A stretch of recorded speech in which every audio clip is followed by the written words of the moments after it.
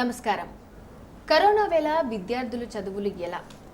దీనికి సంబంధించి మనం ఒక స్పెషల్ డిస్కషన్ ఏర్పాటు చేశాము. సో ప్రస్తుతం ఏంటంటే నెక్స్ట్ ఏంటి విద్యార్థుల చదువులు కానివ్వండి, ఇప్పుడు ఎంసెట్, జేఈ ఇలాంటి కాంపిటేటివ్ ఎగ్జామ్స్ రాసే వాళ్ళ పరిస్థితి ఏంటి? కొన్ని ప్లేసెస్లో మనం చూసుకున్నట్టయితే 10th క్లాస్ పరీక్షలు ఒక దగ్గర అయిపోయాయి, ఇంకొక దగ్గర సగం రాసేసిన తర్వాత ఆపేశారు. సో ఇట్లాంటి ఇంపార్టెంట్ పరీక్షలు నడుస్తున్న నేపథ్యంలో సో వాళ్ళ భవితవ్యం ఏంటి, ఇలాంటి విషయాల గురించి తెలుసుకోవడానికి మనతో పాటు ఉన్నారు పీవీఆర్కే మూర్తి గారు, శ్రీ గాయత్రి విద్యా సంస్థల అధినేత. నమస్కారం సార్. అండ్ అలాగే వాసిరెడ్డి అమర్నాథ్ గారు, సామాజిక విశ్లేషకులు, స్లేట్ స్కూల్స్ అధినేత. నమస్తే సార్. సార్, ఇప్పుడు మనము మాట్లాడుకుంటున్నట్టు విద్యార్థుల్లో ఇప్పుడు ఈ ఖాళీ పీరియడ్ని కొంతమంది ఏంటంటే నెక్స్ట్ చదువు ఎలా అని ఆలోచిస్తున్నారు, కొంతమంది ఏంటంటే చదువును పూర్తిగా పక్కన పెట్టేశారు. సో ఇప్పుడు ఈ ఎగ్జామ్స్ అనేవి వాళ్ళ భవిష్యత్తుకి చాలా ఇంపార్టెంట్. సో ఇట్లాంటి టైంలో ఎట్లాంటి నియమాలు పాటించాలంటారు? అంటే యాక్చువల్గా ఈ కరోనా నేపథ్యంలో ఉన్న ప్రాబ్లం కంటే కూడా ప్రతిదీ మనం మ్యాగ్నిఫై చేసి ఎక్కువగా చూసుకోవడం వల్ల ప్రాబ్లం బిగ్గరగా కనపడుతుంది. సో మనం కంప్లీట్గా ఎడ్యుకేషన్ పార్ట్ వరకు చూసుకుంటూ వస్తే 1 నుంచి 9వ తరగతి వరకు సిబిఎస్ఈ, స్టేట్ బోర్డ్ రెండు తీసుకుంటూ వచ్చినప్పుడు స్టేట్ బోర్డులో కంప్లీట్గా సిలబస్ అయిపోయింది. చాలా వరకు ఇంటర్నల్ ఎగ్జామినేషన్ పార్ట్ కూడా కంప్లీట్ అయింది. అదేవిధంగా సిబిఎస్ఈ బోర్డు తీసుకున్నప్పుడు వాళ్ళు సిలబస్ కంప్లీట్ చేసుకుని నెక్స్ట్ క్లాస్ తరగతులు కూడా ప్రారంభిస్తారు. సో సిబిఎస్ఈలో ఎప్పుడు కూడా అది జనరల్ ప్యాటర్న్ అది. సో అది నెక్స్ట్ క్లాస్ ప్రారంభించి అది కొద్ది కాలం రన్ చేసుకుంటూ వచ్చి ఏప్రిల్ 24వ తేదీ వరకు సమ్మర్ క్లాసెస్ రన్ చేసుకుంటూ వస్తారు. సమ్మర్ క్లాస్ అని అనటానికి లేదు. సో రెగ్యులర్ సెషనే ఏప్రిల్ 24వ తేదీ వరకు జరగాల్సింది. ఈ ఏప్రిల్ 24వ తేదీ వరకు నెక్స్ట్ తరగతికి ప్రమోట్ అయ్యి ఏదైతే జరుగుతూ ఉందో ఆ పార్ట్లో కొంత బ్రేక్ వచ్చినప్పటికీ కూడా సిబిఎస్ఈనే బోర్డే అలౌ చేసింది కాబట్టి వీళ్ళందరికీ కూడా చాలామంది విద్యార్థులకి ఆన్లైన్ క్లాసెస్ అని చెప్పే దగ్గర డిఫరెంట్ ఆపరేటర్స్ ఏదో ఒకటి హెల్ప్ తీసుకుంటూ వచ్చి వాళ్ళకి ఆ గ్యాప్ అనేది సిబిఎస్ఈలో ఫిల్ చేసుకోవడం అనేది చాలా వరకు స్కూల్స్ చేసుకుంటూ వచ్చాయి. సో ఇక అది కాకుండా 10th క్లాస్ విషయానికి వచ్చినప్పుడు 10th క్లాస్లో సిబిఎస్ఈలోకి వచ్చేటప్పటికి ఎక్సెప్ట్ 1 or 2 ఎగ్జామ్స్ దాదాపుగా కంప్లీట్ అయిపోయిందని చెప్పాలి. ఇక స్టేట్ బోర్డ్స్కి వచ్చేటప్పటికి 2 తెలుగు రాష్ట్రాల్లో కూడా ఒక దగ్గర 2 పరీక్షలు అయ్యాయి, ఇంకో దగ్గర అసలు పరీక్షలు ప్రారంభం కాలేదు. సో కాబట్టి 10th క్లాస్ ఎగ్జామినేషన్ కండక్ట్ చేయాలి అనేది ఒకటే ప్రాబ్లం. కానీ ఇక్కడ ఎగ్జామినేషన్ కండక్షన్ ఒకటే మిగిలింది తప్పించి సిలబస్ కంప్లీషన్ కానీ సిలబస్కి సంబంధించి ఎటువంటి గ్యాప్ కానీ లేదు. 100% అది కంప్లీట్ అయిన తర్వాతే సో ఈ ఎగ్జామినేషన్ ప్యాటర్న్ దగ్గర కొంత గ్యాప్ విద్యార్థికి రావడం జరిగింది. తర్వాత వాళ్ళు ఈ 10th క్లాస్ నుంచి ఇంటర్మీడియట్కి పోవడానికి ఈ 10th క్లాస్ ఎగ్జామినేషన్స్ ఏదో ఒక మేలో కండక్ట్ చేసుకున్నా లేక జూన్ మొదటి వారంలో కండక్ట్ చేసుకున్నా కూడా ఆ రిజల్ట్ ప్రొడ్యూస్ చేసుకోవడంలో కొంచెం ముందుకు వస్తే అంటే కాస్త ఫాస్ట్గా చేసుకోగలిగితే డెఫినెట్గా నెక్స్ట్ అకాడమిక్ ఇయర్ కూడా ఇబ్బంది పడడానికి ఎటువంటి అవకాశం లేదు అని చెప్పని అనుకుంటే కూడా ఆల్రెడీ ఇప్పుడు 10th క్లాస్ ఎగ్జామినేషన్ కండక్ట్ చేయకపోతే ఏం ప్రమాదం కూడా ఏం జరగదు. బికాస్ ఆల్రెడీ స్టూడెంట్ మీద వాళ్ళు ఏ విధంగా ఉన్నారు అనేది ఇంతవరకు ఇంటర్నల్ ఎగ్జామినేషన్స్ చాలా ఎక్కువగానే జరిగినాయి కాబట్టి ఆ ఇంటర్నల్ ఎగ్జామినేషన్ ఆధారంగా ఒక క్లారిటీ తెచ్చుకోవడానికి ఒక అవకాశం ఉంది 10th వరకు అయితే. ఇక నెక్స్ట్ ఇంటర్మీడియట్ పార్ట్కి వచ్చేటప్పటికి ఇటు సిబిఎస్ఈలో తీసుకున్నా మన స్టేట్ బోర్డ్స్ తీసుకున్నా 2 తెలుగు రాష్ట్రాల్లో కూడా ఇంటర్మీడియట్కి సంబంధించిన దాదాపు అన్ని పరీక్షలు పూర్తయ్యాయి. సో కొన్ని ఎక్స్ట్రా సబ్జెక్ట్స్ తప్పించి రెగ్యులర్గా అది కామర్స్ స్టూడెంట్ కావచ్చు, సైన్స్ స్టూడెంట్ కావచ్చు, వాళ్ళు రాసే ఎగ్జామినేషన్స్ అన్నీ కూడా మార్చి 18వ తేదీకే కంప్లీట్ అయ్యాయి. మార్చి 18 కంప్లీట్ అయింది కాబట్టి మార్చి 20వ తేదీ నుంచి లాక్డౌన్ నేపథ్యంలో కూడా పరీక్షలకి ఎటువంటి డోకా ఏర్పడాల, పరీక్షలు పూర్తి అయిపోయినాయి. ఇక ఇంటర్మీడియట్ పరీక్షలు లేదా సిబిఎస్ఈ వాళ్ళ బోర్డు 12th ఎగ్జామినేషన్స్ కంప్లీట్ అయిపోయినాయి కాబట్టి మేజర్ ప్రాబ్లం ఎక్కడ వచ్చిందని అంటే మనకి జేఈ మెయిన్ అనేది ఏప్రిల్ 5వ తేదీ నుంచి ఏప్రిల్ 11వ తేదీ వరకు జరగాల్సింది. సో ఏప్రిల్ 5వ తేదీ నుంచి జరగాల్సిన ఎగ్జామినేషన్ అనేది పోస్ట్ పోన్ అవ్వడానికి ఒక బేస్ ఏర్పడింది అక్కడ. సో అదొకటి మేజర్ ప్రాబ్లం. అది కాకుండా ఈ బైపీసీ విద్యార్థులకి నీట్ పరీక్ష అనేది ఏదైతే అనుకుంటున్నామో ఆ నీట్ పరీక్ష మే మొదటి వారంలో జరగాల్సిన పరీక్ష అది కూడా పోస్ట్ పోన్ అవ్వడం జరిగింది. ఈ 2 పరీక్షలు కూడా మేబీ జూన్లో జరిగేదానికి అవకాశాలు ఉన్నాయి. కాబట్టి నెక్స్ట్ అకాడమిక్ ఇయర్ అని చెప్పానంటే మనకున్న ఈ యూజీసీ నామ్స్ ప్రకారం కూడా ఆగస్టు 30వ తేదీ వరకు కూడా నెక్స్ట్ అకాడమిక్ ఇయర్కి ఎగ్జామినేషన్ కండక్ట్ చేసుకుని రెడీ అయితే అకాడమిక్ ఇయర్ ఎటువంటి పరిస్థితుల్లో ఇబ్బంది పడడానికి అవకాశం లేదు. సో కాబట్టి ఓన్లీ ప్రాసెస్లో ఏం జరిగిందని అంటే ఈ కాంపిటేటివ్ ఎగ్జామినేషన్స్ అంటే విద్యార్థి తర్వాత దానికి ఏదైతే వెళ్ళాలో ఆ కాంపిటేటివ్ ఎగ్జామినేషన్స్ కావాల్సిన పోటీ పరీక్షలు మాత్రమే కొంతవరకు ఎక్స్టెన్షన్ అయినాయి. కానీ రిమైనింగ్ పార్ట్కి వచ్చేటప్పటికి నాకు తెలిసి ఇటు 1 to 9 మాట్లాడినా లేదా 10th మాట్లాడినా ఇంటర్మీడియట్ వరకు మాట్లాడినా ఇక్కడ వరకు ఎక్కడా కూడా ఎడ్యుకేషన్ పరంగా డిస్టర్బెన్స్ జరగల. బికాస్ కంప్లీట్గా మీకు వచ్చింది ఎక్కడ అని చెప్పారంటే రియల్గా మాట్లాడుకుంటూ వస్తే స్టూడెంట్కి సమ్మర్ వెకేషన్ అయితే ఎక్కడైతే ఉంటుందో ఆ సమ్మర్ వెకేషన్ గ్యాప్లోనే మనకి ఇండియాకి అది వచ్చి రావడం జరిగింది. కాబట్టి అందువల్ల ఈ సందర్భంగా పేరెంట్ దాని గురించి ఇబ్బంది పడాల్సిన అవసరం అయితే లేదు. ఈ పోటీ పరీక్షలకు ఎలా తయారవ్వాలి అన్న దాని మీద కాస్త దృష్టి పెట్టుకోగలిగితే ఆ సెక్టర్లో అంటే 12th క్లియర్ చేసుకుని సీనియర్ ఇంటర్మీడియట్ లేదా 12th క్లియర్ చేసుకున్న ఆ విద్యార్థులకు మాత్రమే కొంత ఒత్తిడి అనేది ఉంది. ఓకే. సో అమర్నాథ్ గారు, మీరు కరోనా మీద చాలా పోరాటం సాగిస్తున్నారు. సో మరి ఈ నేపథ్యంలో దీన్ని మనము ఎంతవరకు తీసుకుంటున్నామంటారు? విద్యార్థులే కానివ్వండి, పేరెంట్సే కానివ్వండి, ఈ కరోనా ప్రభావం మన మీద ఎంతవరకు ఉందంటారు? రెండవ ప్రపంచ యుద్ధం తరువాత మానవాళ్ళు ఎదుర్కొంటున్న అతి పెద్ద ముప్పు ఇది. దీని గురించి ఎలాంటి సందేహం లేదు. కానీ ఈ కోవిడ్-19 గురించి రకరకాల అవగాహన రాహిత్యం ఒక పక్క, అర్ధసత్యాలు ఇలాంటివన్నీ బాగా వ్యాప్తి చెందినాయండి. ముందుగా ఏమిటంటే మరణాల రేటు, అంటే మరణాలు ఇన్ని సంభవిస్తున్నాయని కదా మనందరూ భయపడుతున్నాం. ఇండోనేషియాలో 10% ఉంది. యావరేజ్గా ప్రపంచంలో సరాసరిగా 5 లేదా 4% ఉంది అని ప్రచారంలో ఉందండి. ఇది వాస్తవం కాదు. ఎందుకంటే అసలు మరణాల రేటును లెక్క కట్టేందుకు ఎంతమందికి వ్యాధి సోకింది, అందులో ఎంతమంది మరణించారో లెక్క కట్టాలి.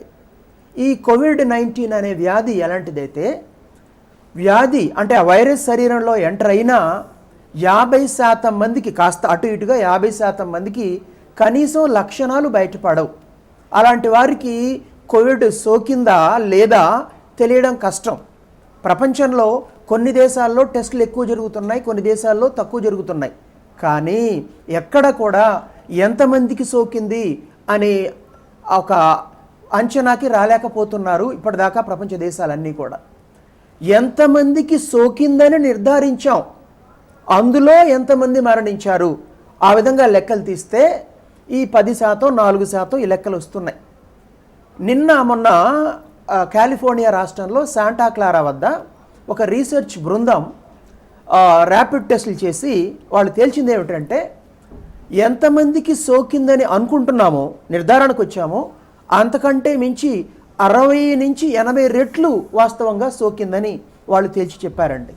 దాని ప్రకారం చూస్తే అమెరికాలో మరణాల రేటు 0.145గా ఉంది. అంటే 1000 మందికి వ్యాధి సోకితే ఒక్కరు లేదా ఇద్దరు, అంటే 2000 మందికి సోకితే 3 చనిపోయే పరిస్థితి ఎక్కడా వ్యాధి తీవ్రంగా ఉన్న ఐరోపా, అమెరికా దేశాల్లో.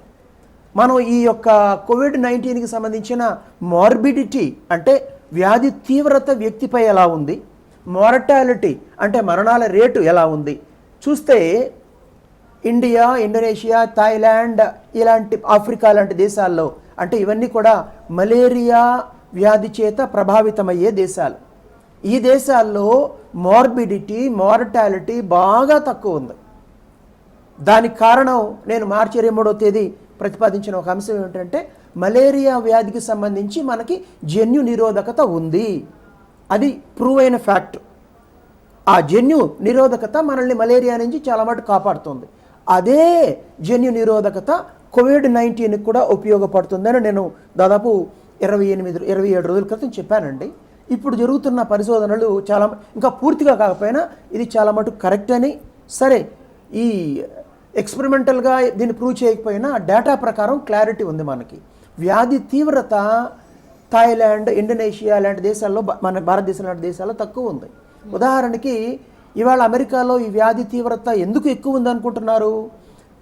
చైనా నుంచి 4 లక్షల మంది వెళ్ళారు, అమెరికాలో దిగారు అని, కాబట్టి వ్యాధి బాగా విజృంభించిందని. వాస్తవం ఏమిటంటే డిసెంబర్, జనవరి, ఫిబ్రవరి ఈ 3 నెలల్లో అమెరికాకి 4 లక్షల మంది చైనీస్ వెళితే థాయిలాండ్కి 40 లక్షలు వెళ్ళారు, 10 రెట్లు. అమెరికాకి వెళ్ళిన వాళ్ళు జనరల్గా వాళ్ళ హోటల్కి వెళ్తారు, వాళ్ళ ఆఫీస్కి వెళ్తారు. ఇక్కడికి వెళ్ళిన వాళ్ళు టూరిస్టులు అక్కడ వెళ్ళి మసాజ్ చేసుకుంటారు. ఎక్కువ మంది మసాజ్ అంటే ఫిజికల్గా టచ్ కావడం జరుగుతుంది మసాజర్కి, పర్సన్కి. కానీ అక్కడ మరణాలు ఇప్పటికి కూడా 50 దాటలేదు. కాబట్టి ఇది రెండో అంశం అండి. మూడో అంశం ఏమిటంటే ఈ వ్యాధి మార్బిడిటీ మార్టాలిటీ తక్కువ ఉన్నప్పటికీ మనం అందరూ రోడ్లపైకి వచ్చేసి ప్రభుత్వం చెప్పిన కర్ఫ్యూ నిబంధనలు కనుక ఉల్లంఘిస్తే తీవ్ర పరిణామాలు ఎదురవుతాయి. కారణం ఏమిటంటే ఈ వ్యాధి సోకిన వారిలో 50% అసలు లక్షణాలు బయటపడవు, కానీ వాళ్ళ శరీరంలో వైరస్ ఉంటుంది. వాళ్ళు వేరే వాళ్ళకి ఆ వ్యాధిని సోకి ఎలా చేయగలరు వాళ్ళు, అంటే వాళ్ళు కనుక ముట్టుకుంటే అదే అవతల వాళ్ళకి వ్యాధి వస్తుంది. మరో 45% మందికి మైల్డ్ ఇన్ఫెక్షన్స్ వస్తాయి. కాస్త ఇబ్బంది పడేవాళ్ళు 2000 మందికి వ్యాధి సోకితే 1980 మందికి అసలు ఏమీ కాదు, అంటే వ్యాధి లక్షణాలు ఉండవు సగం మందికి, చాలా మైల్డ్గా జలుబు దగ్గు వస్తుంది మిగతా వాళ్ళకి. ఒక 20 మంది మాత్రం ఆసుపత్రి పాలవుతారు, అందులో ఒకరో ఇద్దరో మరణాలు సంభవిస్తాయి. కానీ భారతదేశ జనాభా 136 కోట్లు, 2000కి 20 మంది ఆసుపత్రులు పాల్గొవడం అంటే 136 కోట్లకి ఒక్కసారి కనుక ఆసుపత్రికి పోతే మనకి బెడ్లు సరిపోవు, డాక్టర్లు సరిపోవు. కాబట్టి దీనికి వ్యాక్సిన్ రావడానికి ఇంకా 2 ఏళ్ళు పడుతుంది అంటున్నారు. హూ అనే ప్రపంచ ఆరోగ్య సంస్థ అయితే చెప్పలేము అంటుంది. దీనికి ఒకటే మార్గం హెర్డ్ ఇమ్యూనిటీ, అంటే జనాభాలో 60-70% వ్యాధి సోకితే ఇక ఆ వ్యాధి నుంచి మనం దాదాపుగా బయటపడ్డట్టే. అది అంటువ్యాధి కాకుండా లెస్ వైరులెంట్ అయిపోతుంది. ఇవాళ లాక్డౌన్ తీసేస్తే ఒక్కసారిగా 136 కోట్లకి సోకితే అందులో 2% ఆసుపత్రి పాలైనా చాలా తీవ్ర పరిణామాలు ఉంటాయి. కనుక ప్రభుత్వం మీరు గమనించండి, ఈ విషయాన్ని అఫీషియల్గా చెప్పకపోయినా దశల వారీగా తీసుకెళ్తున్నారు. ఇవాళ వచ్చిన వార్తల ప్రకారం మే 3వ తారీఖు తర్వాత ఇంకా సడలింపు ఉంటుంది, కానీ బస్సులు, రైళ్లు, విమానాలు లాంటివి మే 15 తర్వాత అంటున్నారు. నా ఉద్దేశంలో బహుశా 10వ క్లాస్ పరీక్షలు కూడా ఉభయ తెలుగు రాష్ట్రాల్లో మే 20 కాస్త ఒక 2 రోజులు అటు ఇటుగా ప్రారంభం కావచ్చు. అన్నిటికంటే గమనించదగ్గ అంశం ఏమిటంటే వ్యాధి తీవ్రంగా ఉన్న డెన్మార్క్లో నిన్న పాఠశాలలు ప్రారంభమైనాయి, జర్మనీలో వచ్చే వారం ప్రారంభం కాబోతున్నాయి.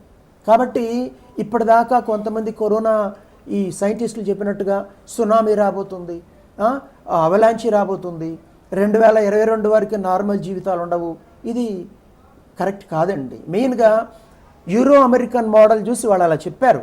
అంటే ఈ వ్యాధిని తక్కువ అంచనా వేయమని కాదండి, ఇందాక చెప్పాను నేను, ఇది మహమ్మారి అని చెప్తున్నాను. కానీ మనం భయపడిన స్థాయిలో మరణాలు ఉండవు, మనం భయపడిన స్థాయిలో అలా మరో 2 ఏళ్ల పాటు ఇంకేమీ ఉండవు అన్న పరిస్థితి లేదు. లాక్డౌన్ నిరంతరంగా కొనసాగుతుందనే పరిస్థితి లేదు. అప్రమత్తంగా ఉండాలి. ప్రభుత్వం చెప్పిన నిర్ణయాలు ప్రభుత్వం తీసుకుంటుంది. వ్యక్తిగా నాకన్నా, సార్ కన్నా, ఇంకొకరికన్నా ప్రభుత్వానికి 1000 బిలియన్ రెట్లు ఎక్కువ సమాచారం ఉంటుంది. ప్రభుత్వం నిర్ణయం తీసుకుంటుంది. ఆ ప్రభుత్వ నిర్ణయాన్ని మనం పాటించాలి, అప్రమత్తంగా ఉండాలి, భయాందోళనలు కూడదు అని నేను చెప్తున్నాను. సో ఓకే మూర్తి గారు, ఇప్పుడు కరోనా గురించి చాలామందికి అవగాహన వచ్చింది, అది ఒకరి నుంచి ఒకరికి స్ప్రెడ్ అయ్యే రోగం. సో మరి ఈ నేపథ్యంలో విద్యార్థుల భవిష్యత్తు మంచిగా ఉండాలని చెప్పేసి కొన్ని మనకి ఆన్లైన్ క్లాసెస్ స్టార్ట్ అయ్యాయి. సో ఈ ఆన్లైన్ క్లాసెస్ అనేవి ఎంతమందికి అందుబాటులోకి తీసుకురావచ్చు, దీని మీద మీ కామెంట్ ఏంటి? అంటే జనరల్గా నీడ్ ఆఫ్ ది అవర్ కాబట్టి మనం ఎంతమంది వరకైనా తీసుకురావచ్చు. అంటే ఇప్పుడు మనకి డిఫరెంట్ సెక్టర్స్గా తీసుకుంటూ వస్తే మనం 12th వరకు ఒక సెక్టర్ కింద మాట్లాడుకోవాల్సి వస్తుంది. 12th పైన హైయర్ ఎడ్యుకేషన్ అని చెప్పినప్పుడు హైయర్ ఎడ్యుకేషన్లో ఎప్పుడు మీరు ఆన్లైన్ ఎడ్యుకేషన్ తీసుకెళ్ళినా కూడా స్టూడెంట్లో మెచ్యూరిటీ లెవెల్స్ బెటర్గా ఉంటాయి కాబట్టి, అండర్స్టాండింగ్ కెపాసిటీస్ కూడా బెటర్గా ఉంటాయి, బాధ్యతగా కూడా ప్రవర్తిస్తారు కాబట్టి అందువల్ల ఆ హైయర్ లెవెల్లో ఇబ్బంది ఉండదు. కానీ ఈ 12th సెక్టర్ వరకు మాత్రం ఈ కంటిన్యూస్గా మనం ఆన్లైన్ క్లాసెస్ మీద ఆధారపడి జీవితాంతం అదే టీచింగ్ చేయగలమా అని చెప్పనంటే డెఫినెట్గా అది కష్టతరమైన పని. ఎందుకంటే సో ఆ పర్సనల్ టచ్ అని చెప్పనే ఆ కాన్సెప్ట్ అనేది ఎస్టాబ్లిష్ కాదు. సో దట్ టు ప్రైమరీ ఎడ్యుకేషన్లోకి వచ్చేటప్పటికి అది పూర్తిగా ఆన్లైన్ ఎడ్యుకేషన్ అనేది మనం వారం రోజులు, 10 రోజులు, 15 రోజులు, లేదా మ్యాక్సిమం 1 రోజులు దాని మీద ఎంటర్టైన్ చేయగలం. కానీ బట్ ఇయర్ లాంగ్ స్టూడెంట్ని అదే విధమైన ప్రాసెస్లో అని చెప్పనంటే చాలా కష్టమైన పని. ఎందుకంటే ఇప్పుడు మనం ఇక్కడే కాదు, యూరోపియన్ కంట్రీస్లో కూడా ఉన్న కిడ్స్తో మనం ఎవరితోనో మాట్లాడుకుంటూ జరిగితే సో ఖచ్చితంగా ఆ కిడ్స్ నుంచి వస్తున్న రెస్పాన్స్ ఏంటని చెప్పనంటే మాకు ఇది బాగుండలేదు, we want to go to school, right. అంటే అక్కడ డెవలప్డ్ కంట్రీలో కూడా వాళ్ళు ఈ ఆన్లైన్ దానికంటే కూడా ఈ ఫిజికల్గా ఒక పిల్లవాడు ఇంకొక పిల్లవాడితో ఆడుకోవడానికి ఇష్టపడతారు తప్పించి, అంతేగాని తప్పకుండా అంటే పూర్తిగా ఐసోలేట్ చేసి ఒక నాన్ లివింగ్ ఆబ్జెక్ట్స్ మధ్యలో కూర్చుని టోటల్గా 24 hours అబ్జర్వ్ చేయాలి లేదా ఇదే ఎడ్యుకేషన్ చెప్పారంటే ఎప్పటికైనా కష్టం.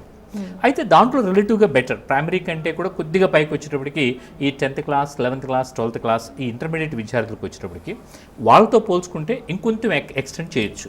అయితే అది కూడా పర్మనెంట్గా 2 years ఇంటర్మీడియట్ మీరు ఇదే విధంగా ఆన్లైన్ విధానంలోనే విద్యాబోధన చేస్తే ఎలా ఉంటుంది? సో ఇప్పుడో ఒకసారి చేసుకోవడానికి అంటే పరిస్థితులు తప్పదు కాబట్టి, అంటే ఇప్పుడు ఇవాళ ఎగ్జామినేషన్ ఉంది, ఏప్రిల్ 5వ తేదీ జరగాల్సిన పరీక్ష అది పోస్ట్పోన్ అయింది. ఈ పోస్ట్పోన్ అవడం అనేది విద్యార్థుల పాలిట వరమా శాపమా అని చెప్పానంటే నా ఒపీనియన్లో అది వరమే. ఎందుకంటే మార్చి 18వ తేదీ ఇంటర్మీడియట్ ఎగ్జామినేషన్స్ పూర్తయ్యాయి. ఏప్రిల్ 5వ తేదీ జేఈ మెయిన్ పేపర్ 2 ఉంది. అంటే పేపర్ 2 అని చెప్పినది మనకి ఆర్కిటెక్చర్ కోసం అడ్మిషన్కి జరిగేది ఈ పేపర్ 2 ఎగ్జామినేషన్. ఏప్రిల్ 6వ తేదీ నుంచి పేపర్ 1 అంటే బీటెక్కి సంబంధించిన ఎగ్జామినేషన్ ఏప్రిల్ 6వ తేదీ నుంచి జరగాలి. అంటే ఈ మధ్యలో ఉన్న టైం ఎంత? 17 రోజులు. ఈ 17 రోజుల్లో విద్యార్థి కంప్లీట్గా జూనియర్ ఇంటర్మీడియట్ అంటే వాళ్ళ సిబిఎస్ఈ ప్యాటర్న్లో 11th క్లాస్ సిలబస్ని థరోగా రివైజ్ చేసుకుని 12th క్లాస్ సిలబస్ని కూడా ఆబ్జెక్టివ్ ఓరియంటేషన్లో ప్రాక్టీస్ చేసుకుని కనీసం ఇవన్నీ కూడా ఆన్లైన్ ఎగ్జామినేషన్సే. ఇప్పుడు ఈ విద్యార్థులకు ఎక్కువ మందికి ఈ ఆన్లైన్ ఎగ్జామినేషన్ ప్యాటర్న్లో ప్రాక్టీస్ కూడా లేదు.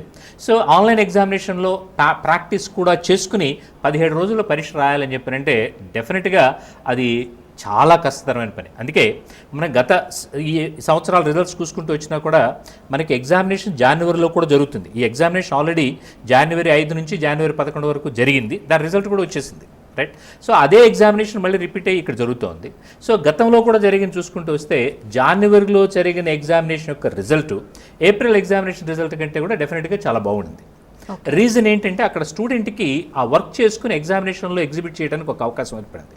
కానీ ఇక్కడ ఈ 17 రోజులే అంటే ఈ కరోనా లేదు, ఎగ్జామినేషన్ 5వ తేదీ జరిగిపోయింది అని చెప్పనుకుంటే ఖచ్చితంగా విద్యార్థి పరీక్ష అని అనుకునే లోపు ఆ పదం పూర్తయ్యే లోపు అతనికి పరీక్ష అయిపోతుంది. కాబట్టి ఏమి రాశారనేది ఒక భయాందోళనతోనే పరీక్ష రాసేవాళ్ళు కానీ ఎగ్జాక్ట్గా రియల్గా వాళ్ళు ఏదైతే క్యాలిబర్ ఉందో ఆ క్యాలిబర్ ఎగ్జిబిట్ చేయడానికి అవకాశం ఉండేది కాదు. ఇప్పుడు ఎప్పుడైతే పోస్ట్పోన్ అయిందో డేట్ మీద కూడా ఖచ్చితంగా మే 10 జరుగుతుంది, మే 15 జరుగుతుంది, మే 20 జరుగుతుంది అని చెప్పినది అది పర్ఫెక్ట్గా ఎవరు చెప్పట్లేదు. కాబట్టి మేజర్గా అందరూ కూడా అంటే సిబిఎస్ఈ కూడా మనకి మే 30వ తేదీ వరకు కాదు అన్నట్లుగానే ఇచ్చారు. కాబట్టి ఇది జూన్లోనే జరగడానికి అవకాశం ఉంది అని చెప్పేటప్పటికి విద్యార్థిలో కొంత ఆ స్పిరిట్ అనేది వచ్చింది. లైక్ ఈ ఎగ్జామినేషన్లో నేను చదువుకోవడానికి సరైన సమయం నాకు ఏర్పడింది అన్న భావన విద్యార్థులు ఏర్పడింది. అయితే ఈ భావన ఏర్పడింది కానీ ఈ విద్యార్థులు కొంత అంటే 2 రకాలు ఉన్నారు. డే స్కాలర్స్గా వచ్చే పిల్లలు ఉన్నారు, హాస్టల్ పిల్లలు ఉన్నారు. హాస్టల్ పిల్లలు అయితే సడన్గా ఓవర్ నైట్ జరిగిన డెసిషన్ కాబట్టి అర్జెంటుగా వెళ్ళిపోవడంతో ఎంత ఇమ్మీడియట్గా మనకి అంటే కాస్త రీప్లేస్మెంట్ అయ్యి వస్తామేమో అనే దగ్గర వీళ్ళు వెళ్ళడంతో ఏమైందని చెప్పినట్టు బుక్స్ దాదాపుగా హాస్టల్స్లోనే ఉండిపోయాయి. మా దగ్గర కూడా చాలామంది పిల్లల యొక్క పుస్తకాలు హాస్టల్లోనే వదిలేసి వెళ్ళిన సందర్భాలు కూడా ఉన్నాయి. సో వీళ్ళు ఇంటికి వెళ్ళిపోయారు. అలాగే డేస్ కాలేజ్ స్టూడెంట్స్ కూడా డిఫరెంట్ ప్లేసెస్లోకి వైబ్రేట్ అయితే వెళ్ళారు. కాబట్టి వాళ్ళకి చదువుకోవడానికి ఒక మెటీరియల్ అనే దగ్గర ఒక గ్యాప్ వచ్చింది. 2 సడన్గా అవడంతో ఏం చదువుకోవాలి అన్న దగ్గర కూడా అంటే ఆ స్టూడెంట్ ఇంటర్మీడియట్ విద్యార్థి మనం ఆలోచించుకోవాల్సింది అది. అంటే ఆ స్టూడెంట్ నా అంతటా నేను చక్కగా ప్లాన్ చేసుకుని ఇవాళ ఏం చేస్తున్నాను అనే దగ్గర నేను 100% ఎగ్జిక్యూట్ చేస్తాను అనే దగ్గర మనకు అటువంటి విద్యార్థులు మేబీ 0.5% 0.25% ఉంటారు. కానీ 99.5% విద్యార్థుల్ని ఒక ఓరియంటేషన్ ఇవ్వడం అనేది చాలా అవసరం.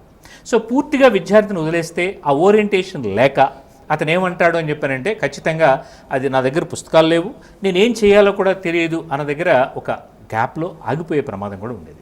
అలా కాకుండా ఇప్పుడు ఎప్పుడైతే ఆన్లైన్ క్లాసెస్ అనేది డిఫరెంట్ మోడ్స్లో వచ్చారో, ఆన్లైన్ క్లాస్ అంటే ఇప్పుడు జూమ్తో ఉంది, మైక్రోసాఫ్ట్ పెడుతుంది, గూగుల్కి సంబంధించిన క్లాస్ రూమ్ ఉంది. సో ఈ విధంగా వివిధ రూపాల్లో ఏదో ఒక విధంగా ఆ ఇన్స్టిట్యూట్ వాళ్ళు రెగ్యులర్గా క్లాస్ రూమ్ ఎన్విరాన్మెంట్ ఏ విధంగా ఉంటుందో అదే ఎన్విరాన్మెంట్ క్రియేట్ చేసుకుని, అదే ఎన్విరాన్మెంట్ అంటే ఆ క్లాసులో 60 మంది ఉంటే 60 మంది, 70 మంది ఉంటే 70 మంది, అదే విద్యార్థులతో అదే అధ్యాపక బృందం కూడా వచ్చి వాళ్ళని టీచ్ చేసుకుంటూ వెళ్ళినప్పుడు సో ఖచ్చితంగా లైవ్ క్లాస్కి ఎగ్జాక్ట్ రీప్లేస్మెంటా అని మీరు అడిగితే అది ఎగ్జాక్ట్ రీప్లేస్మెంట్ కాకపోవచ్చు. కనీసం ఈ టైంలో ఆ స్టూడెంట్కి హెల్ప్ చేయడానికి మోర్ దెన్ 100% ఉపయోగపడుతుంది. ప్లస్ మోర్ ఓవర్ ఆ విద్యార్థికి కూడా ఒక డిసిప్లిన్ అనేది అలవర్చడానికి ఇంట్లో ఇప్పుడు కంటిన్యూస్గా ఇన్ని రోజులు మనం 21 రోజు అనుకున్నాం, 21 రోజులు దాటిపోయి మళ్ళీ అది 40 రోజులు అవుతుంది అని చెప్పిన దగ్గరికి వస్తే కూడా ఇన్ని రోజులు విద్యార్థి ఎటువంటి పని లేకుండా తన దగ్గర పుస్తకాలు కూడా లేకుండా గడపాలని చెప్పారంటే కష్టమైన పని అయింది ఇది. అలా కాకుండా ఇప్పుడు ఎప్పుడైతే ఈ ఆన్లైన్ క్లాస్ అనేది కండక్ట్ చేస్తున్నామో దానిలో కొన్ని ఇబ్బందులు ఉన్నాయి. ఆ ఇబ్బందులు కూడా మాట్లాడుకుందాం, రైట్? సో ఇబ్బందులు ఉన్నాయి. అయితే కూడా ఎప్పుడైతే క్లాసెస్ కండక్ట్ చేస్తూ వస్తున్నారో స్టూడెంట్లో ఒక విధమైన భావన, అంటే నేను చేయగలను అనే ఒక భావన ఏర్పడింది. తర్వాత ఇందాక మనం పుస్తకాలు లేని విద్యార్థులు అని కూడా మాట్లాడుకున్నాం, రైట్? వాళ్ళకు కూడా అందరికీ ఇంటిమేట్ చేయడం ఏం జరిగిందంటే మనకి ఈ పోటీ పరీక్షలన్నిటికీ కూడా ఆధారిత పుస్తకాలు ఏంటి అని చెప్పానంటే అది సిబిఎస్ఈ సిలబస్ ఆధారంగానే జరుగుతుంది కాబట్టి so NCERT 11th class 12th class books మాత్రమే ఆధారం. సో అవి రెండు కూడా NCERT 11th class 12th class text books freely downloadable, right? ncrt.nic.in అని చెప్పి వెళ్తే సో దాంట్లో మనం ఆ పుస్తకాలన్నింటినీ కూడా డౌన్లోడ్ చేసుకోవచ్చు. అది కాకుండా ఎన్సీఆర్టీ ఎగ్జాంప్లార్ అని కూడా ఉన్నాయి. ప్రతి సబ్జెక్టుకి సంబంధించి ఎన్సీఆర్టీ ఎగ్జాంప్లార్ అని కూడా ఉన్నాయి. ఈ ఎగ్జాంప్లార్స్లోకి వచ్చేటప్పటికి పోటీ పరీక్షకి సంబంధించిన ప్రశ్నలన్నీ కూడా అక్కడ ఉన్నాయి. దాని వర్కింగ్ కూడా ఉంది, రైట్? సో దానికి సంబంధించిన వీడియోస్ కూడా ఐఐటి వాళ్ళు ఇచ్చిన వీడియోస్ కూడా ఉన్నాయి. అంటే విద్యార్థికి కొంచెం జాగ్రత్తగా చూసుకుంటూ వస్తే మనకి ఎన్సీఆర్టీ టెక్స్ట్ బుక్స్ ఉన్నాయి 11th and 12th కాబట్టి తీసుకెళ్ళలేదనే కంగారు అవసరం లేదు.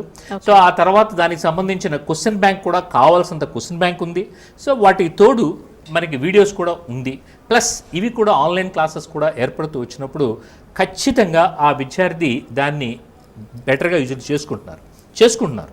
అండ్ మోరోవర్ మేము గత 25 రోజుల నుంచి చూసుకుంటూ వస్తే ఖచ్చితంగా ఒక అధ్యాపకుడిగా నాకు గతంలో కంటే ఈరోజు విద్యార్థిని చూస్తే చాలా హ్యాపీగా ఫీల్ అవుతున్నాం.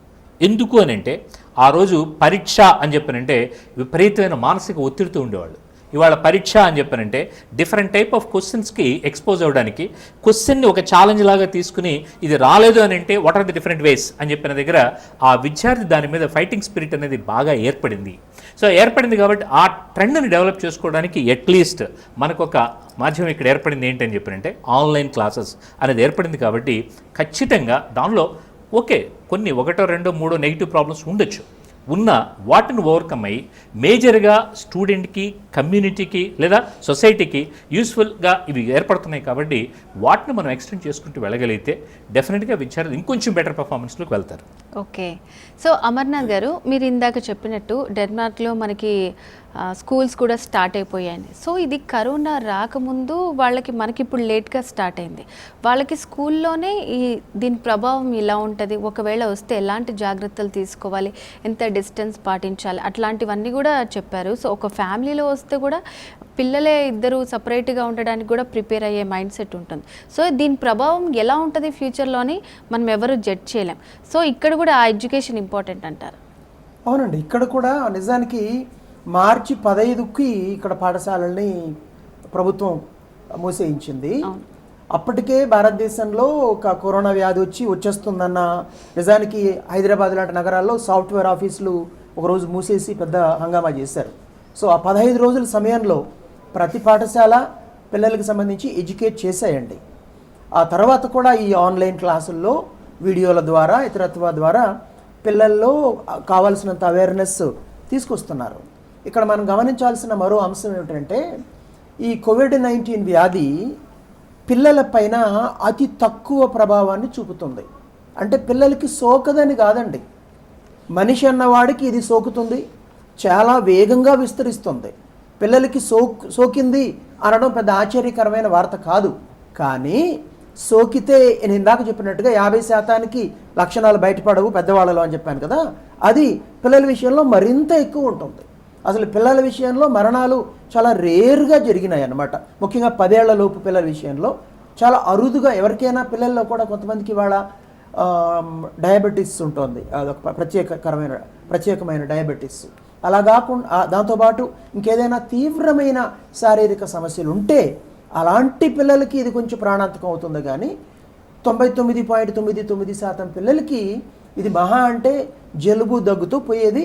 ఆ ధైర్యంతోనే ఎక్కడైతే ఇంకా వ్యాధి విజృంభిస్తుందో అక్కడ డెన్మార్క్లో ఇప్పుడు స్టార్ట్ చేశారు, జర్మనీలో నెక్స్ట్ వీక్లో స్టార్ట్ చేయబోతున్నారు. సో దీన్ని బట్టే మనకి పిల్లల విషయంలో ముఖ్యంగా ప్రైమరీ పిల్లల విషయంలో ఇది పెద్దగా అసలు సమస్య కాదని అర్థమవుతుంది. జాగ్రత్తలు అవసరం.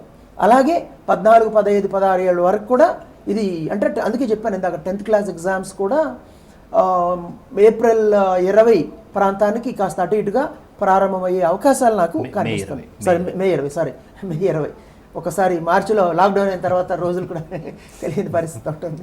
మే 20కి ఎగ్జామ్ స్టార్ట్ అయ్యే పరిస్థితి నాకు కనిపిస్తుందండి. ఇదే కోణంలో చూస్తే ఇక మామూలుగానైతే జూన్ 13కి 13-14కి ఉభయ తెలుగు రాష్ట్రాల్లో పాఠశాలలు ప్రారంభం కావాలి. రాజకీయ నిర్ణయం తీసుకుంటే ఒక 2 రోజులు కాస్త అటు ఇటుగా పాఠశాలలను కూడా ప్రారంభించుకునే స్థితి ఉంటుంది. జాగ్రత్తగా ఉండాలి. కొన్ని ఉదాహరణకి పిల్లలందరూ మాస్క్ ధరించి రావడం, మరీ దగ్గర కాకుండా కొంచెం దూరంగా పిల్లల్ని కూర్చోబెట్టడం, పిల్లల్ని రోజు చెక్ చేసి జలుబు దగ్గు ఉన్న వాళ్ళని ఆ రోజు లేదా వరుసగా 4-5 రోజులు ఇంటికి పంపించేయడం, స్కూల్ వాతావరణం బెంచ్లు పిల్లలు ఏదైతే టచ్ చేస్తారో అవన్నీ కూడా శానిటైజ్ చేయడం, ఇలాంటి జాగ్రత్తలు అయితే తప్పనిసరిగా మరో 3-4-5 నెలల పాటు కనీసం తీసుకోవాలి. ఆ తర్వాత కూడా అవసరాన్ని బట్టి తీసుకోవాల్సి ఉంటుందండి. ఓకే సార్, ఇప్పుడు ఇందాక మీరు చెప్పినట్టు ఆన్లైన్ క్లాసెస్లో కూడా కొన్ని లోపాలు ఉంటాయి అన్నారు. సో మరి ఈ ఎడ్యుకేషన్ అలవాటు అయిపోయిన తర్వాత మళ్ళీ రెగ్యులర్గా కాలేజ్కి వెళ్ళాలి, మళ్ళీ చదువుకోవాలి, దానికి అలవాటు పడతారంటారా? ఖచ్చితంగా అలవాటు పడతారు. ఇందాక నుంచి నేను చెప్తున్నది ఇది వేరే అవకాశం లేదు కాబట్టి, ఫిజికల్ క్లాసెస్ అవకాశం లేదు కాబట్టి విద్యార్థి అక్కడ ఉంటున్నాడు. కానీ ఎప్పుడైతే ఫిజికల్ క్లాస్కి అవకాశం ఉంటుందో ఖచ్చితంగా విద్యార్థి అప్ టు 12th స్టాండర్డ్ విద్యార్థి ఖచ్చితంగా మనకి ఈ ఎన్విరాన్మెంట్లోకి రావడానికి ఇష్టపడతాడు. కానీ ఆ జూమ్ క్లాసో లేదంటే మైక్రోసాఫ్ట్ క్లాసో దాంట్లోకి ఇష్టపడ్డాడు. ఎందుకంటే ఇప్పుడు మనం మాట్లాడుకుంటూ వస్తుంటే కూడా ఇందాక కొన్ని మనకి నెగిటివ్ పాయింట్స్ కూడా ఉన్నాయని చెప్పాను.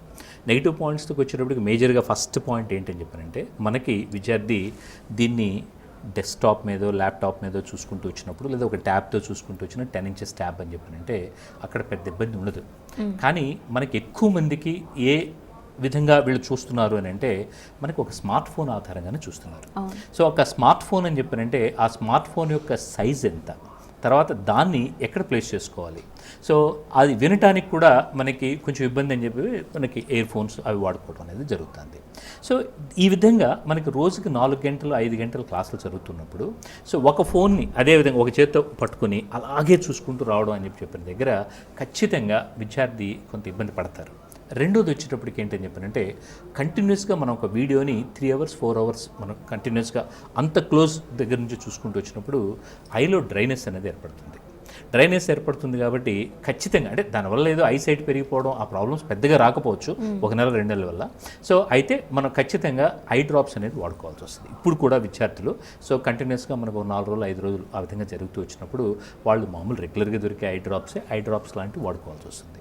అలాగే ఒకవేళ అవకాశం దొరికితే దీన్ని టీవీ మీదకి ట్రాన్స్ఫర్ చేసుకోవడం అనేది చాలామంది పిల్లలు చేస్తున్నారు కాబట్టి మోడర్న్ టీవీస్ కింద.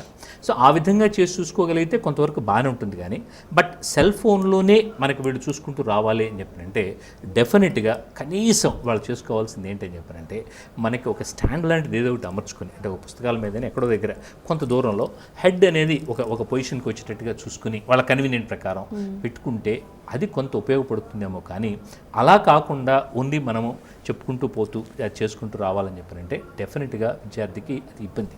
అందుకే లాంగ్ రన్ అంటే టెంపరీగా ఈ స్టాప్ గ్యాప్ కింద కొంతకాలానికి ఇది ఉపయోగపడుతుంది. కానీ బట్ లాంగ్ రన్లో అసలు ఒక స్టూడెంట్ అర్జెంటుగా అది మర్చిపోయి పాత ఎన్విరాన్మెంట్ మర్చిపోయి ఇక వాడు ఎప్పుడు క్లాస్కి రాడు, సో కేవలం ఇదే ఎన్విరాన్మెంట్లో కూర్చుంటాడు అని చెప్పారంటే కూర్చోకపోవచ్చు. ఇటువంటి ఇబ్బందులు చాలా ఉన్నాయి, ఇవే కాదు ఇంకా చాలా ఉన్నాయి. రైట్, సాధారణంగా అంటే పిల్లలు హాలిడేస్ అంటే ఎగిరి గంతలేస్తారు.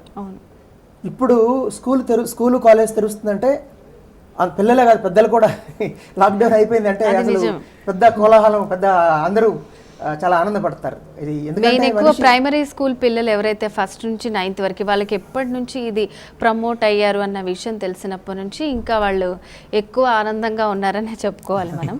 సో పేరెంట్స్ కూడా చాలా ఈగర్గా వెయిట్ చేస్తున్నారు ఎప్పుడెప్పుడు స్కూల్స్ అన్ని ఓపెన్ అవుతాయి, స్టార్ట్ చేస్తారు. ఇందాక సార్ చెప్పిన దానికి 2 points అదనంగా చెప్తాను నేను. చెప్పండి. అసలు స్మార్ట్ ఫోన్ని మామూలు పరిస్థితి ఇప్పుడు వేరండి, ఇది ఒక అపధర్మ పరిస్థితి అంటే వితిలేని పరిస్థితి కాబట్టి ఇప్పుడు జస్టిఫైడ్. కానీ మామూలుగా పిల్లలు స్మార్ట్ ఫోన్ ముట్టుకోకూడదండి, అది హై రేడియేషన్ వెదజల్లుతుంది. చిన్న స్క్రీన్పై చూడడం వల్ల లేదా ఇయర్ ఫోన్స్ పెట్టుకుంటే వెనికిడి సమస్య, కళ్ళ సమస్య, దీనికి తోడు పిల్లలు మెల్లగా స్మార్ట్ ఫోన్స్లో దొరికే వీడియో గేమ్స్, హింసాత్మక వీడియోలు, కాస్త టీనేజ్లు ఎంటర్ అయిన వాళ్ళు ఈ పోర్ను సెమీ పోర్ను స్టఫ్ ఫిలిమ్స్ ఇలాంటి వాటికి వెళ్ళిపోయారు ఆల్రెడీ చాలామంది మన సర్వే చేస్తే. సరే, కానీ ఇప్పుడు ఈ పరిస్థితుల్లో అంతకంటే ప్రత్యామ్నాయం లేదు. ఎందుకంటే అసలు ఇలా సడన్గా వస్తుందని, షట్ డౌన్ అవుతుందని ఊహించలేదు. ఒక నెల రోజులు టైం ఉందనుకోండి, పాఠశాలలు కళాశాలలు అన్ని తల్లిదండ్రులకు చెప్పి అందరూ కాకపోయినా ఆర్థిక స్తోమత ఉన్నవాళ్ళు కనీసం ఒక ట్యాబు, ఒక కంప్యూటర్, ఒక పీసీనో ఇంట్లో పెట్టుకుని దానికి కావలసిన ఇతరత్ర సరంజామా పెట్టుకునే అవకాశం ఉండేది. సడన్గా వచ్చింది, పాఠశాలలు కళాశాలలు ఉన్న టెక్నాలజీతో వాడారు. కాబట్టి సార్ చెప్పినట్టుగా ఇందాక ఎక్కువ మంది సెల్ ఫోన్తో చూస్తున్నారు. అది ఈ 20 రోజులు కాబట్టి, 25 రోజులు కాబట్టి, లేదా ఇంటర్మీడియట్ లాంటి వాళ్ళతో ఒక నెల కాబట్టి ఈ పరిస్థితుల్లో జస్టిఫైడ్ అండి. బట్ లాంగ్ టర్మ్లో ఇది అవసరం ఉంటుందని నేను అనుకోను. ఆన్లైన్ కోచింగు ఉంటే ఏదో ఒక అడిషనల్ మెజర్గా ఉంటుంది. ఒకవేళ ఎక్కువ రోజులు చేయాలంటే మాత్రం మనం టెక్నాలజీ మార్చుకోవాలి. ఈ సెల్ ఫోన్లో చూడడం అనేది మాత్రం ఇటు కొంగి చూస్తే మెడబట్టేసుకుంటుంది, పిల్లలకి రకరకాల సమస్యలు వస్తాయి. సో ఇది it becomes an additional supplement అండి. Technology is always useful, but మనం సో ఇంకా ఇప్పుడు తప్పదు కాబట్టి అవునండి, ఇప్పుడు ప్రత్యామ్నాయం లేదు. ఖచ్చితంగా తీసుకెళ్లాల్సిన అవసరం చాలా ఎక్కువగా ఉంది. ఒక వస్తువు ఇచ్చినప్పుడు దానివల్ల చాలా లాభాలు ఉన్నాయి అని అనుకున్నప్పుడు దానిలో నెగిటివ్ కూడా ఆలోచించారు. ఎంతవరకు దాన్ని సక్రమైన పద్ధతిలో పిల్లలు వాడుతున్నారని 24 గంటలు కనిపెట్టలేరు కదా. సో దీంట్లో నెగిటివ్ కూడా ఉంటుంది. సో ఇప్పుడు పరిస్థితుల్లో తప్పదు కాబట్టి ఇంకేం చేయలేరు. సో సార్, ఇప్పుడు చాలా వాటికి వెసులుబాటు కల్పించింది ప్రభుత్వం మనకి. ఈ 3 months కూడా ఏవైతే ఉంటుందో, మనం 2 months అంటున్నాం కానీ తర్వాత కూడా ఇంకా పనులు ఎవరికి వస్తాయో రావో, ఆ పనులు ఎంతవరకు కంప్లీట్ చేసుకోవాలో, బిజినెస్లు ఏవి చూసుకున్నా మనకి లాస్లోనే ఉన్నాయి. సో ఎడ్యుకేషన్ పరంగా వస్తే సో ఫీజెస్లో ఏమన్నా వెసులుబాటు ఉండే అవకాశాలు ఉన్నాయంటారు? అంటే అది మనకి యాక్చువల్గా ఎడ్యుకేషన్ నామ్స్ ప్రకారం చూసుకుంటూ వస్తే ప్రతి ఎడ్యుకేషన్ ఇన్స్టిట్యూషన్ కూడా ఒక సొసైటీ కింద రన్ అవుతుంది. సొసైటీ అనే దగ్గర నాన్ ప్రాఫిటబుల్ ఆర్గనైజేషన్ కింద తీసుకుంటూ వచ్చి, సో దాంట్లో మనకి ఎంత పార్ట్ ఫీజుగా ఫిక్స్ చేయాలి అని చెప్పిన దగ్గర గవర్నమెంట్ నిర్ధారణ చేసి సో ఈ ఫీజెస్ అనే దగ్గర చేస్తూ వచ్చింది. తర్వాత ఇవాళ మనకి ఎడ్యుకేషన్ సెక్టర్లో ఇప్పుడు ఎవరు చూసుకుంటూ వచ్చినా కూడా డెఫినెట్గా వాళ్ళు బాగా హ్యూజ్ మార్జిన్స్ ఉన్నాయి అని చెప్పినది బయట పబ్లిక్లో ఎక్కువ మాట్లాడుతూ వస్తున్నారు. కానీ ఆ హ్యూజ్ అన్న మాట చాలా తప్పు అవుతుంది. ఎందుకని చెప్పారంటే ఇవాళ ఈ నేపథ్యంలో చూసుకుంటూ వస్తే, ఈ కరోనా నేపథ్యంలో చాలా వరకు స్కూల్స్కి మార్చి 30వ తేదీ ఫీజు కలెక్షన్కి ఆఖరి డేట్లు ఉన్నాయి. మార్చి 15వ తేదీ నుంచి ఎప్పుడైతే ఈ ఫీజెస్ అదంతా లాక్డౌన్ అయిందో ఆ సందర్భం వల్ల కనీసం మనకి ఈరోజు రాష్ట్రంలో ఉన్న అన్ని స్కూల్స్ మాట్లాడితే 75% స్కూల్స్లో టీచర్కి శాలరీ ఇవ్వడానికి లేక శాలరీలు ఆపుకున్న పరిస్థితి ఉంది. అంటే ఇక్కడ ఎవరు కూడా మేజర్, నా ఉద్దేశం 90% ఆఫ్ ది మేనేజ్మెంట్ టీచర్ యొక్క శాలరీని ఆపుదామనే ఉద్దేశంతో ఉన్నాళ్ళు కాదు. కానీ మనకి అక్కడ ఆ రెవెన్యూ రాలేదు కాబట్టి ఈ సిచ్యువేషన్లో ఎవరు ఏం చేయటానికి అర్థం కాక సో అది ఆగిపోయిన పరిస్థితి ఏర్పడుతుంది. సో కాబట్టి అందువల్ల అంటే ఈ స్ట్రక్చర్ వల్ల రిమైనింగ్ ఎక్స్పెండిచర్స్ తగ్గుతూ వస్తే. Welcome back. అమర్నాథ్ గారు, మీరు ఇందాక చెప్తున్నారు ఈ కరోనాని జయించాలంటే మన ఇమ్యూనిటీ సిస్టమ్ అనేది చాలా స్ట్రాంగ్గా ఉండాలని. సో దాని గురించి మనం ఎలాంటి నివారణ చర్యలు చేపట్టాలంటారు? ఒకటి, మంచి బలవర్ధకమైన ఆహారం. అందులో ముఖ్యంగా మనం దక్షిణ భారతదేశంలో ఆ మాటకు వస్తే మొత్తం భారతీయులందరూ కూడా కార్బోహైడ్రేట్ రిచ్ ఫుడ్ తీసుకుంటామండి. మనం తినే ఆహారంలో 90-95% కార్బోహైడ్రేట్స్ ఉండేలా చూస్తున్నాం. తప్పది. అలా కాకుండా ప్రోటీన్స్ తగుపాళ్ళలో ఉండాలి.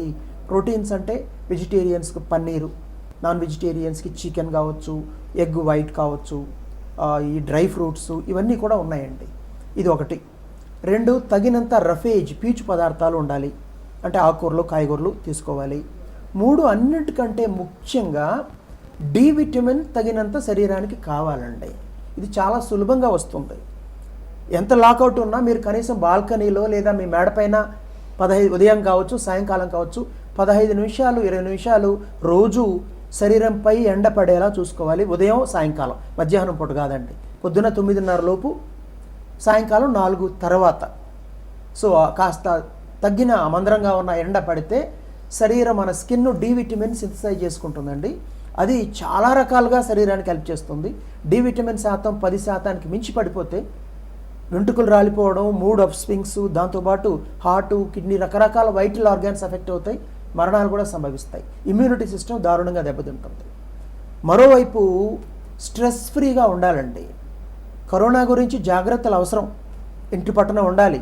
కానీ కరోనా వల్ల మనకు ఏమైపోతుందో అన్న భయం కొద్దీ మొన్న తెలిసిన ఒక వ్యక్తి మరణించాడండి. ఏమీ లేదు, అతని సమస్య ఏదో మరణించాడు. తప్పండి, ఇలా చేయకూడదు. 2000 మందికి సోకితే భారతదేశంలో ఒక్కరే మరణిస్తారు. ఆ ఒక్కరు మీరా లేదా 1999లో ఉంటారా అనేది మీరు తెలుసుకోవాల్సిన విషయం. అంటే కుటుంబ సభ్యులతో కలిసిమెలిసి బాగా ఉండాల్సిన సమయం. తల్లిదండ్రులు పిల్లల్ని అర్థం చేసుకోవాలి, పిల్లలు తల్లిదండ్రులకి అర్థమయ్యేలా తల్లిదండ్రులు చూసుకోవాలి. పిల్లలకి తల్లిదండ్రులు అర్థమవుతారు, కానీ తల్లిదండ్రులకి పిల్లలు చాలాసార్లు అర్థం కారండి. సో సమయం గడపాలి, భార్యాభర్త ఒకరినొకరు అర్థం చేసుకోవాలి. ఇవాళ లేడీస్ పాపం చాలా మట్టుకు బిజీగా ఉంటున్నారు, శ్రమ చేస్తున్నారు. ఎందుకంటే ఇళ్లకి పని మనుషులు రాని పరిస్థితి, మొత్తం ఇంటి పని అంతా వాళ్ళే చేస్తున్నారు. అదే మగ మహారాజులు వచ్చేప్పటికీ సోఫా పైన కూర్చుని నాకు ఈ వంటకం చేయి, నాకు బోర్ కొడుతుందని కమాండ్స్ ఇచ్చే పరిస్థితి ఉంది. ఇది తప్పండి. విలువలు నేర్పాల్సిన సమయం పిల్లలకి ఇది.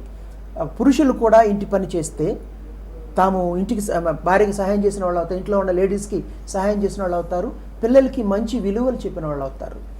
పిల్లల ఏజ్ గ్రూప్ బట్టి వాళ్ళకు కథలు చెప్పడం, తమ పుట్టుపూర్వోత్తరాల గురించి చెప్పడం, తమ సంస్కృతి గురించి చెప్పడం. ఈ విధంగా ఇది కరోనా, ఈ కోవిడ్-19 మనకు ఒక సవాల్ విసిరిందండి. ఇది ఒక క్రైసిస్ సమయం. దీన్ని మనం ఆపర్చునిటీగా, అవకాశంగా మార్చుకోవచ్చు. జీవితంలో మరో 20 ఏళ్ల తర్వాత, 30 ఏళ్ల తర్వాత వెనుతిరిగి చూస్తే ఇప్పుడున్న పెద్దవాళ్ళు కావచ్చు, పిల్లలు కావచ్చు, అరే ఆ రోజుల్లో అలా ఉంది అని చాలా విచిత్రంగా కథలుగా చెప్పుకునే రోజులు వస్తాయి. అంతటి చారిత్రాత్మక ఘట్టంలో ఉన్నాం మనం. దాన్ని సక్రమంగా వినియోగించుకుంటే అద్భుతాలు సాధించవచ్చు. కుటుంబ సంబంధాలు పటిష్టమవుతాయి, పిల్లలకి విలువలు నేర్పచ్చు. ఇవాళ చూడండి, డబ్బుండి నాగరికులం అని చెప్పుకున్న ఐరోపా, అమెరికా దేశాలు బాగా పాపం చిగురుటాకులో వణికిపోతుంటే, మట్టి మనుషులున్న ఇండియా, ఆఫ్రికా లాంటి దేశాల్లో పరిస్థితి చాలా మట్టుకు మెరుగ్గా ఉంది. అంటే ఎప్పుడు టెక్నాలజీనే మనకు సహాయపడదండి. బ్యాక్ టు నేచర్ అనే పాఠాన్ని ఇది సూచిస్తోంది. మనిషి ఒకప్పుడు ప్రాచీన శిలాయుగంలో బ్యాండ్ అంటే జట్టు, తర్వాత గ్రామం, తర్వాత పట్టణం, తర్వాత దేశం, ఇప్పుడు గ్లోబలైజేషన్ వచ్చింది. కానీ అతి వేగంగా వెళ్ళిపోయాడు. సస్టైనబుల్ డెవలప్మెంట్ కాదు ఇది. దీంతో ప్రకృతి ఒక్క తన్ను దనింది, వెళ్ళి మళ్ళీ బ్యాండ్ కంటే ముందు స్థితి ఇంట్లో పడ్డాడు. గ్లోబలైజేషన్ నుంచి బ్యాక్ టు హోమ్ అయిపోయింది. అంటే దీని నుంచి మనం సరైన గుణపాఠాలు నేర్చుకోవాలి. ప్రకృతిని మనం కాపాడాలి, ప్రకృతిని రక్షిస్తే అది మనల్ని రక్షిస్తుంది. ఎన్నో పాఠాలు ఉన్నాయండి, అవన్నీ నేర్చుకోవాల్సిన సమయం ఇది. ఆ విధంగా మనం దీన్ని ఉపయోగించుకోవాలి. ఎవరు కూడా ఆందోళన పడాల్సిన అవసరం లేదు, అప్రమత్తత అవసరం. ఓకే. సో మూర్తి గారు, ఇప్పుడు ప్రజెంట్ ఏంటంటే ఇంటర్ విద్యార్థులకి ఈ జేఈ మెయిన్స్ కానివ్వండి, ఆ తర్వాత అడ్వాన్స్ ఎగ్జామ్స్ గురించి తెలియజేస్తారా మీరు? జేఈ మెయిన్, జేఈ అడ్వాన్స్ రెండు కూడా ఆన్లైన్ ఎగ్జామినేషన్సే. సో జేఈ మెయిన్ ఆల్రెడీ ఒకసారి పరీక్ష అయ్యింది, ఇంకొకసారి రెండోసారి పరీక్ష కూడా పెట్టి ఈ రెండింటి ఆధారంగా ఒక 2,40,000 మంది విద్యార్థులను సెలెక్ట్ చేసి దాని నుంచి జేఈ అడ్వాన్స్ పరీక్ష అనేది వెళ్తారు. అయితే ఇప్పుడు మనకి జేఈ అడ్వాన్స్ అంటే ఈ సెలెక్ట్ అయ్యి మళ్ళీ జేఈ అడ్వాన్స్ కండక్ట్ చేసి మళ్ళీ అది రిజల్ట్ అనే దగ్గర అంత టైం ఉండకపోవచ్చు. కాబట్టి ఎక్కువగా ఇప్పుడు అంటే చాలా వరకు విశ్లేషకులు మాట్లాడుతున్నది ఏంటంటే జేఈ అడ్వాన్స్ అనేది ఉండకపోవచ్చు. సో జేఈ మెయిన్ ఆధారంగానే, because okay mode of examination కాబట్టి జేఈ మెయిన్ ఆధారంగానే జేఈ అడ్వాన్స్కి సంబంధించిన సీట్లు కూడా ఫిలప్ చేయొచ్చు. అంటే జేఈ మెయిన్ ఆధారంగానే ఐఐటీలు, ఎన్ఐటీలు సీట్లు కూడా ఫిలప్ అయ్యే అవకాశం ఉంది. కాబట్టి విద్యార్థులందరూ కూడా ఈ పరీక్షని, జేఈ మెయిన్ పరీక్షని చాలా ముఖ్యంగా తీసుకోవాల్సిన అవసరం ఉంది. అలాగే కొన్ని రాష్ట్రాల్లో రాష్ట్ర ప్రభుత్వాలు కూడా జేఈ మెయిన్ అనేది ఒక పరీక్ష జరుగుతున్నప్పుడు ఎంపీసీ విద్యార్థులకి మళ్ళీ ఎంసెట్ లాంటి ఇంకో పరీక్ష ఎందుకు అనే దగ్గర దాన్ని కూడా కలిపే అవకాశాలు కూడా కనపడుతున్నాయి. కాబట్టి అందువల్ల జేఈ మెయిన్ని ప్రయారిటీ ఎగ్జామినేషన్ కింద విద్యార్థి కొంత ప్రాక్టీస్ చేసుకోవాల్సిన అవసరం ఉంది. అయితే ఈ పరీక్ష ఆన్లైన్ ఎగ్జామినేషన్. సో ఈ ఆన్లైన్ ఎగ్జామినేషన్ అన్నప్పుడు ఈ విద్యార్థి 2 సంవత్సరాల ఇంటర్మీడియట్ కాలంలో దాని మీద ప్రాక్టీస్ వీళ్ళనంత ఎక్కువగా ఏం చేయలే, because online examination pattern. Because 2 years back అది ఆన్లైన్ అన్నా కూడా మనకి సరైన ఎక్విప్మెంట్స్ అనేది ఆర్గనైజేషన్స్లో కూడా లేక ఎవరు ఆన్లైన్ ఎగ్జామినేషన్ 100% కండక్ట్ చేయలే. కానీ ఇప్పుడు ఒక అవకాశం లాగా ఇప్పుడు కూడా ఏర్పడింది. కాబట్టి ఈ ఆన్లైన్ ఎగ్జామినేషన్స్ని వీలైనంత ఎక్కువగా విద్యార్థి ప్రాక్టీస్ చేయడం బెటర్. ఈ ఆన్లైన్ ఎగ్జామినేషన్ చేసుకోవడానికి మళ్ళీ ఇందాక చూసుకుంటూ వచ్చినప్పుడు మనకి డిఫరెంట్ ప్లాట్ఫామ్స్ ఉన్నాయి. ఇప్పుడు ఒకటి మన వాళ్ళు ల్యాప్టాప్ మీద రాయొచ్చు, డెస్క్టాప్ మీద రాయొచ్చు, ఒక ట్యాబ్ మీద రాయొచ్చు, స్మార్ట్ ఫోన్ మీద కూడా రాయొచ్చు. ఈ 4 మంచాల్లో కూడా ఇస్తున్నాం. అయితే మనకి ఇక్కడ కూడా విద్యార్థులు కొంచెం జాగ్రత్త చూసుకోవాల్సింది మొదటి 3 పద్ధతుల్లోనే రాసుకుంటూ వెళ్ళగలిగితే రేపు ఫైనల్ ఎగ్జామినేషన్ యొక్క ఎన్విరాన్మెంట్ని రెప్లికేట్ చేసుకున్న వాళ్ళు అవుతారు. ఎందుకంటే స్మార్ట్ ఫోన్లో తీసుకుంటూ వస్తే అది రియల్ ఎస్టేట్ ప్రాబ్లం అని అంటాం మేము. సో ఆ చిన్న స్పేస్లో వాడికి ఒక క్వశ్చను, దానికి సంబంధించిన 4 multiple answers, save and proceed అని చెప్పిన కింద బటను, సో తర్వాత ఒక హాఫ్ చూసుకుంటూ వస్తే remaining part of the questions యొక్క నెంబర్స్ అన్నీ కూడా ఇన్ని ఉండాలి అని చెప్పారంటే ఆ విద్యార్థికి ఆ సైజ్ ఎంత ఉంటుంది అనేది ఒకసారి ఊహించుకోండి, రైట్? అది చాలా ఇబ్బందిగా ఉంటుంది. అంటే ఇది రాయొచ్చు పద్ధతి అనేది ఉంది కానీ బట్ అయితే ఈ స్మార్ట్ ఫోన్ మీద విద్యార్థి రాయటం అనేది చాలా కష్టం అవుతుంది. కాబట్టి విద్యార్థి వీలైనంత వరకు ఈ రెండింటిని డెస్క్టాప్ లేదా ల్యాప్టాప్ లేదా వర్స్ట్ కేస్ అని చెప్పినట్టు ఒక ట్యాబ్ లాంటి దాంట్లో పరీక్ష రాయడానికి చేసుకో.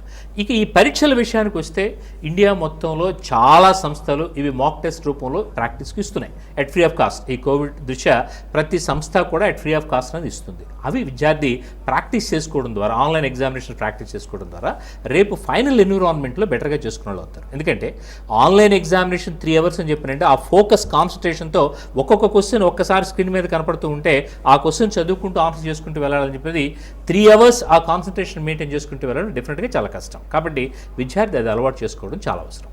ఇక అదర్ ఇష్యూ వచ్చేటప్పటికి మనకి నీట్ ఇష్యూ. నీట్ విషయానికి వచ్చేటప్పటికి ఇది బైపీసీ విద్యార్థులకి అట్లీస్ట్ ఎంపీసీ విద్యార్థులు పాక్షికంగా ఎక్స్పోజ్ అవుతూ వచ్చారు అట్లీస్ట్ ఆన్లైన్ ఎగ్జామినేషన్ ప్యాటర్న్ దగ్గర. బికాస్ వాళ్ళకి జరిగే ఏ పోటీ పరీక్ష కూడా ఇవాళ ఆఫ్లైన్ పోటీ పరీక్ష లేదు, అన్ని ఆన్లైన్ ఎగ్జామినేషన్స్. సో కాబట్టి కొంతవరకు వాళ్ళకి అవగాహన ఉంది. బట్ బైపీసీ విద్యార్థులకు వచ్చేటప్పటికి ఇయర్ కూడా నీట్ ఆఫ్లైన్ ఎగ్జామినేషన్ అన్న దృష్టితోనే ఉన్నారు. తర్వాత మనకి జేఈ మెయిన్ అనేది ఆల్రెడీ ఒకసారి జనవరిలో జరిగింది. దాని నుంచి కొంత అడిషనల్ ఇంప్రూవ్మెంట్ కోసమే మనకు ఇప్పుడు ఎగ్జామినేషన్ అవుతుంది. కానీ నీట్ అనేది తొలిసారి పరీక్ష అవుతుంది. సో తొలిసారి పరీక్ష అవుతుంది కాబట్టి విద్యార్థి ఇప్పుడు ప్రికాషన్స్ చాలా ఎక్కువగా తీసుకోవాల్సిన అవసరం ఉంది. తర్వాత ఇప్పుడు మనకి ఇంతమందిని ఆల్మోస్ట్ మనకి ఇండియా మొత్తంలో దాదాపుగా లాస్ట్ ఇయర్ వచ్చేటప్పటికి నీట్ 16.5 లక్షల మంది రాశారు. 16.5 లక్షల మందికి ఒకేసారి ఎగ్జామినేషన్ కండక్షన్ ఫిజికల్ ప్రెజెన్స్లో అని చెప్పినంటే కొంతవరకు కష్టం. కాబట్టి నా ఉద్దేశం ఇది కూడా నీట్ ఎగ్జామినేషన్ అనేది కూడా ఈ ఇయరే ఆన్లైన్లోకి షిఫ్ట్ చేసుకున్నా ఆశ్చర్యపడాల్సిన అవసరం లేదు. కాబట్టి ఈ బైపీసీ విద్యార్థులు అందరూ కూడా ఆన్లైన్ రూపంలో దాన్ని ప్రాక్టీస్ చేసుకోవడం అనేది చాలా అవసరం. అలాగే నెక్స్ట్ ఇయర్ నుంచి ఎడ్యుకేషన్ పాలసీ ఎట్లా ఉంటుంది అని చెప్పేదానికి already central government year December 2020 నుంచే నేషనల్ ఎడ్యుకేషన్ పాలసీ అని చెప్పినది పెట్టడానికి ఆల్రెడీ దాని యొక్క డాక్యుమెంట్ రావడం జరిగింది, దానికి రిప్లై అయిపోయింది. సో దాని నుంచి ఫైనల్ డాక్యుమెంట్ కూడా మనకు వచ్చి డిసెంబర్ నుంచి ఇంప్లిమెంటేషన్ జరగాలి. కానీ ఇప్పుడు కోవిడ్ నేపథ్యంలో అది డిసెంబర్ కాకుండా నా ఉద్దేశం జూన్ జూలైకో ఆ నేషనల్ ఎడ్యుకేషన్ పాలసీ ముందుకు షిఫ్ట్ అయ్యే అవకాశం ఉంది. ఆ నేషనల్ ఎడ్యుకేషన్ పాలసీ వస్తే ఇవాళ మనం అనుకున్న టెక్నాలజీ అంతా కూడా దానిలో ఎంబెడెడ్ అయ్యే వస్తుంది.